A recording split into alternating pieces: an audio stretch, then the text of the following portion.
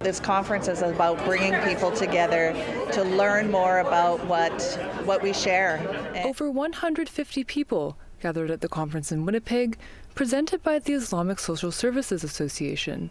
On Saturday and Sunday, they heard from Indigenous elders, Muslim imams, and community leaders. They bonded over bannock and biryani. It was made possible by three grandmothers, Shahina Siddiqui, who is Muslim, and Diane Redsky and Sandra Delarond, who are Anishinaabe and Cree. Redsky sees it as an opportunity to learn about shared histories and values while also challenging misconceptions.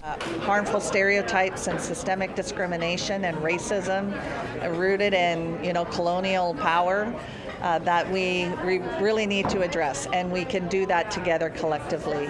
Muslim women they also come from matriarchal societies. They are really the center of families, communities, and nations, very similar to us. And so I found a lot more in common than we had differences. Leah Gazan, the Member of Parliament for Winnipeg Centre, was invited to speak about the impacts of colonization on Indigenous and Muslim communities.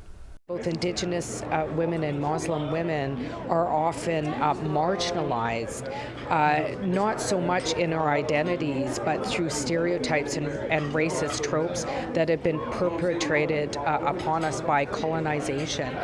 Omar Siddiqui is a first-generation Muslim Canadian, but he's also a Sundancer.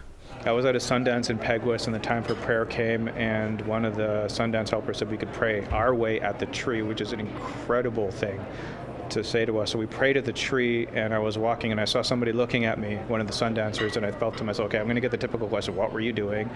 All he said was, thank you. It hit me so deeply. Over the years, Siddiqui has educated himself on the shared histories between Indigenous and Muslim peoples. He recently learned that Garnet Wolseley, the British general who led the Reign of Terror against the Red River Métis in the 1870s, also enacted colonial violence in the 1857 War of Independence in India. Because those who are trying to tear us apart see the similarities between us. We're not them, but we certainly aren't them. We have a different way of looking at the world. We want a world where people live together, where they're allowed to be who they are, where our children come together and live together in harmony. As the first Solidarity Conference wraps up, Shahina Siddiqui hopes others follow in their footsteps and build kinship between Muslim and Indigenous communities across Turtle Island.